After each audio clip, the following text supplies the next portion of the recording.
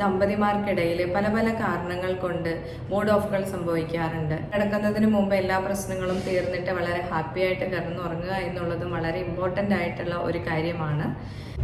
തേനും പകുതി വേവിച്ച മുട്ടയും ജാതിക്കയും കൂട്ടി കഴിച്ചിട്ടുണ്ടെങ്കിൽ ഈ താല്പര്യമില്ലായ്മയെ വർദ്ധിക്കും എന്നാണ് പറയാറ്. ഇത് ലൈംഗിക വീഴ്ചയ്ക്ക് 1 മണിക്കൂർ മുമ്പേ കഴിക്കണം. അങ്ങനെയാണെങ്കിൽ നമുക്ക് സമയദൈർഘ്യം വളരെയധികം കൂടുതലായിട്ട് കിട്ടും. ഇത് പറയുന്നത് വാത്സ്യായനാണ് കേട്ടോ. ഇനി വെറ്റിലയും ജാതിക്കയും കൂടി ചവച്ചിറക്കാം. ഇരട്ടി മധുരം പൊടിച്ച് നെയ്യും പാലും തേനുമായി ചേർത്തിട്ട് കഴിക്കാം. 7 ബദാം പരിപ്പ് എടുത്തിട്ട് തലേ ദിവസം വെള്ളത്തിലിട്ട് വയ്ക്കുക. അതിനുശേഷം രാവിലെ അത് നല്ല പശുവിൻ പാലിൽ ചേർത്തിട്ട് പതിവായിട്ട് കഴിക്കുക. കോലവും അടപതിയൻ കിഴങ്ങും പാലിൽ വേവിച്ചിട്ട് നെയ്യും ചേർത്ത് അരച്ച് കഴിക്കുക. നായ്ക്കുരണ പരിപ്പും ഗോതമ്പും കൂടി ഇതേപോലെ തന്നെ പാലിൽ വേവിച്ചിട്ട് നെയ്യും തേനും കൂടി ചേർത്തിട്ട് കഴിക്കുക.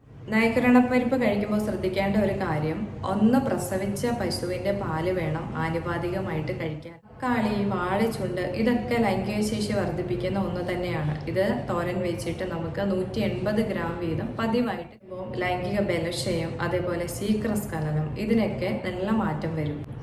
നിലപ്പനക്കിഴങ്ങ് പൊടിച്ചിട്ട് കറന്നെടുത്ത പശുവിൻ പാലിൻ്റെ ചൂട് മാറാതെ തന്നെ അതിൽ മിക്സ് ചെയ്ത് കഴിച്ചാൽ ശീഘ്രസ്ഖലനം മാറുന്നതായിരിക്കും.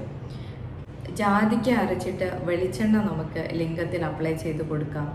ഇനി നല്ല മൂത്ത മുരിങ്ങക്ക പാലിൽ അരച്ച് ചേർത്ത് കുടിക്കാം. മുരിങ്ങക്കായ ലൈംഗിക ശേഷി വർധനവ് കൂട്ടാൻ ഏറ്റവും നല്ലതാണെന്ന് നമ്മൾ കേട്ടിട്ടുണ്ട്. സിമ്പിളായിട്ട് വീടുകളിൽ ചെയ്യാൻ പറ്റുന്ന കാര്യങ്ങളാണ്. അധികം പൈസ മുടക്കോ കാര്യങ്ങളോ ഒന്നുമില്ലാത്ത മെഡിസിനുകളാണ് പറഞ്ഞു തരുന്നത്. ആയുർവേദം എപ്പോഴും ആരോഗ്യത്തിന് വളരെ നല്ലത് തന്നെയാണ്.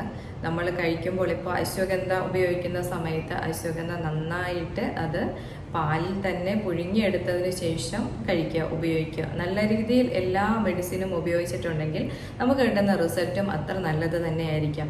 ഇനി നമുക്കൊരു പൗഡർ മിക്സ് ചെയ്യാം. ഇനി ഇതൊക്കെ നമുക്ക് ഡെയിലി അരച്ച് കുടിക്കേണ്ടതും ഒക്കെയാണ്. ഇത് നിങ്ങൾക്ക് ബുദ്ധിമുട്ടാണ് എന്നുണ്ടെങ്കിൽ നമുക്ക് ചെയ്യാൻ പറ്റുന്നത് നല്ല അശ്വഗന്ധ വാങ്ങിക്കുക. അശ്വഗന്ധ നിഴലിൽ ഉണങ്ങി പൊടിച്ചത് നമുക്ക് വാങ്ങാൻ കിട്ടും. അത് വാങ്ങിയിട്ട് കുറച്ച് ബദാമും അതേപോലെ തന്നെ കുറച്ച് കശുവണ്ടിയും എന്ത് ചെയ്യാം, ഇതിനൊപ്പം നമുക്ക് പൊടിച്ച് ചേർക്കാം. ആവശ്യമെങ്കിൽ കുറച്ച് ഏലക്കത്തരിയും കൂടി ചേർത്തിട്ട് എല്ലാ ദിവസവും പതിവായിട്ട് നല്ല പശുവിൻ പാലിൽ മിക്സ് ചെയ്തിട്ട് കിടക്കുന്നതിന് തൊട്ട് മുന്നായിട്ട് നമുക്ക് കഴിച്ചിട്ട് കിടക്കാം.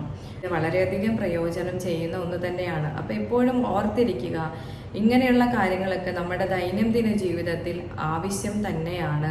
അതുകൊണ്ട് നമ്മളിതിനെ മറച്ചു വയ്ക്കുകയോ മൂടി വയ്ക്കുകയോ ഇല്ലെങ്കിൽ ഒരു കുറവായിട്ട് കണക്കാക്കുകയോ ചെയ്യാതെ നല്ലൊരു ഡോക്ടറെ കൺസൾട്ട് ചെയ്തിട്ട് ആവശ്യമായിട്ടുള്ള മെഡിസിനുകൾ എടുത്ത്